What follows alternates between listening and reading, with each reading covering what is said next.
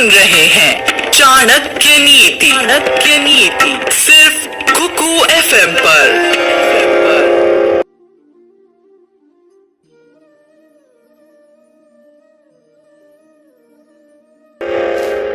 जब एक बार स्वेटर उधड़ना शुरू होता है तो पूरा उधड़ के ही दम लेता है। सिमिलर सी कहावत है कि बात निकलेगी तो फिर दूर तलक जाएगी, और मेरे साथ तो हो भी यही रहा है। मैंने एक एपिसोड में सिर्फ स्वेटर में से उसका सिरा खींचा था, और अब देखो लोग मुझे पूरा का पूरा स्वेटर उधेड़ने पर मजबूर कर रहे हैं। हाय फ्रेंड्स, मैं हूँ एजे और आप सुन रहे हैं चाणक्य नीति का तीसरा एपिसोड कुकू एफएम पर। पहली बार जब हमने मेरे दोस्त के बेटे के कहने पर लीडर को क्या नहीं करना चाहिए इस सब्जेक्ट पर बात की थी, तब लगा नहीं था कि इतना रिस्पॉन्स आएगा और इतना सही। कई लोगों ने मुझे पर्सनल कॉल्स और मैसेजेस करके कहा कि इस सब्जेक्ट पर मैं थोड़ा और बात करूं।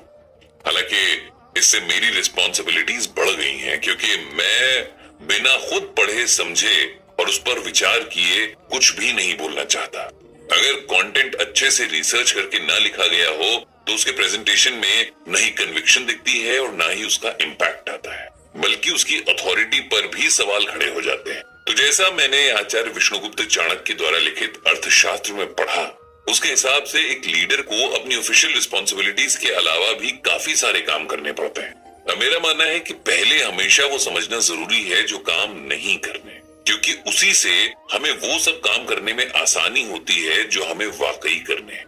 तो शुरू करते हैं उन कामों में से एक जो लीडर को बिल्कुल भी नहीं करने चाहिए।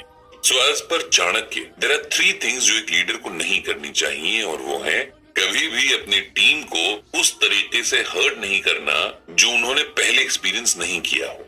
दूसरा, अच्छाई का साथ छोड़ बुराई का साथ देना। और तीसरा है हर उस काम से दूरी बना लेना जो आइडियली नहीं करना चाहिए। वैसे मेरे हिसाब से किसी को भी हर्ट करना न लीडर को सूट करता है, न ही किसी आम इंसान को। Hurting somebody is anyways not permissible. Whenever we hurt anybody, we are actually hurting ourselves. देखिए, न्यूटन का भी सीधा साधा नियम है और कर्मा का भी, कि जितना आप देते हो उतना ही आपको वापस रिटर्न में भी मिलता है। दूसरी बात, आप जिसका साथ देंगे उसके किए हुए कामों का रेपरकशन आपको भी इम्पैक्ट करेगा। जो काम आइडियली सही नहीं है उसको करने में कभी भला नहीं हो सकता। अब अगर इन्हीं तीनों को हम डिटेल में समझें तो शायद आसानी से समझ आ जाएगा कि क्या नहीं करना है और क्या करना है। सबसे पहला है पनिशमेंट या सजा। अब ये तो हम सब जानते हैं कि वार्निंग मेल, मेमोज वगैरह हर कंपनी में दिए जाते हैं। कभी कभी लेट आने वालों की हाफ डे की सैलरी काट ली जाती है या उनकी छुट्टियां रिजेक्ट कर दी जाती हैं। लेकिन इन सबसे उतना बुरा इम्पैक्ट नहीं पड़ता जितना कि वर्बल या फिजिकल पनिशमेंट से होता है।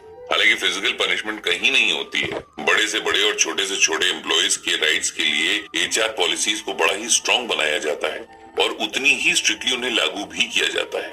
लेकिन फिर भी एक लीडर को अपनी जबान और हाथ काबू में रखने चाहिए। बल्कि मैं तो कहता हूं कि किसी भी टीममेट को दूसरे टीममेट के सामने ह्यूमिलिएट नहीं करना चाहिए, क्योंकि इस तरह के व्यवहार से उस टीममेट के सिंपैथाइजर्स खड़े हो जाते हैं। शायद लॉबिंग आपके ही खिलाफ शुरू हो जाए। अगर आपको स्टिंकर मेल, वार्निंग मेल या मेमो ही देना है तो भी उसकी लैंग्वेज को बड़ा ही सधा हुआ यानी सिंपल रखिए, ताकि उसका इम्पैक्ट भी आए और सामने वाले को इस कदर हर्ट भी ना हो कि वो आपके अगेंस्ट चला जाए।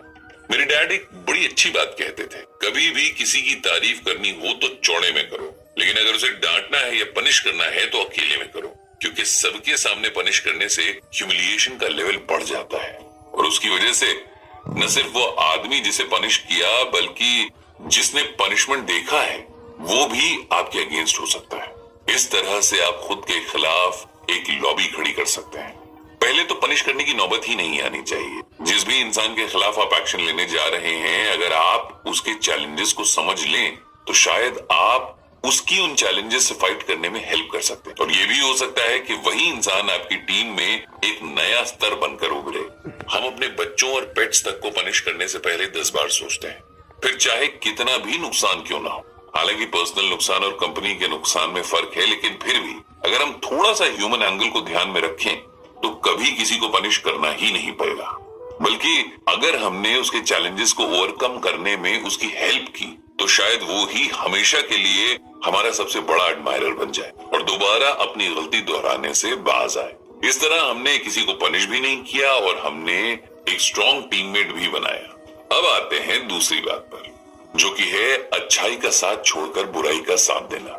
अब इसमें तो कोई डाउट ही नहीं है, क्योंकि फर्स्ट ऑफ ऑल जिसके साथ रहेंगे उसके जैसे हो जाएंगे, आज नहीं तो कल, ही हमें पता है। और अगर हमें खुद अच्छाई बुराई की पहचान नहीं है तो हम लीडर बनने के लायक ही नहीं है। एक लीडर अगर सब कुछ जानकर भी सही को छोड़कर गलत का साथ देता है तो एक दिन वही गलत उसे भी ले डूबता है, फिर चाहे वो गलत इंसान हो या हरकतें। इसे फिजिक्स से सिंपल से एक्सपेरिमेंट से समझते हैं। अगर हम एक बॉल को दीवार पर तेजी से मारें तो वो बाउंस बैक कर हमारी ही तरफ आएगी। बिल्कुल उसी तरह अगर हम गलत का या बुराई का साथ देंगे तो बुराई हम पर भी तरस नहीं खाएगी और एक न एक दिन हमें भी लपेट लेगी।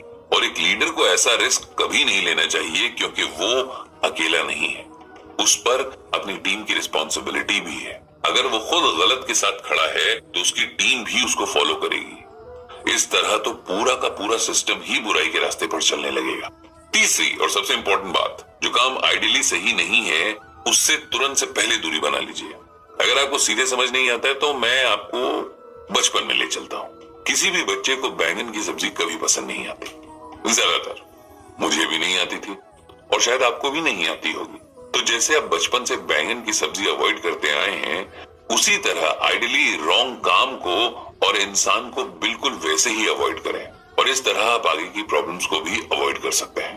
भगवान बुद्ध भी कह गए हैं, जितना आप इग्नोर करेंगे उतना सुखी रहेंगे। और अगर बात इग्नोर या अवॉइड करने की है तो सबसे पहले हमें बुरी चीजों को अवॉइड करना चाहिए। एक लीडर को अगर कोई बुरी चीजों को अवॉइड करते देखेगा तो हर टीममेट भी वही फॉलो करेगा। अच्छा, ऐसा नहीं है कि लीडर को सिर्फ अपने टीममेट्स के सामने ही आइडियल बनकर रहना चाहिए। उसे न सिर्फ प्रोफेशनल और पब्लिक लाइफ में बल्कि पर्सनल लाइफ में भी इन बातों को अपनाना चाहिए। सिर्फ दिखावे में किया गया अच्छा बिहेवियर आपकी सोल से नहीं बल्कि बातों में झलकता है, और ऐसे में आप एक हिपोक्रेट से ज्यादा कुछ नहीं है। और अगर लीडर हिपोक्रेट होगा तो टीम के हिपोक्रेट बनने में देर नहीं लगेगी, और फिर आप ऐसी हिपोक्रेट टीम से क्या ही प्रोडक्टिविटी एक्सपेक्ट कर सकते हैं, क्योंकि वो तो वैसे भी आपको फॉलो करने वाली भेड़ें हैं और आप हैं उनके चरवाहे। So the bottom line for every leader is practice what you preach, यानी आप जो कहते हैं उसे फॉलो भी करें। आई थिंक इस एपिसोड के लिए हमने आचार्य विष्णुगुप्त चाणक्य से काफी कुछ सीख लिया है। बस एक बात कहूं, जब आप मुझसे सवाल करते हैं तो बड़ा ही अच्छा लगता है, क्योंकि आप लोगों के सवालों को लेकर जब मैं अपने मेंटोर आचार्य चाणक्य के पास जाता हूं तो वो मुझे अपनी टीचिंग्स के जेम्स में से ढूंढकर कोई एक नायाब सा जवाब देते हैं, जिससे न सिर्फ मेरा बल्कि इस शो को सुनने वाले हर इंसान का बेनिफिट हो सकता है। तो अगले एपिसोड में फिर मिलेंगे, फिर किसी और के सवाल का जवाब चाणक्य नीति से चुनकर मैं लाऊंगा। मैं यानी एजे। तब तक के लिए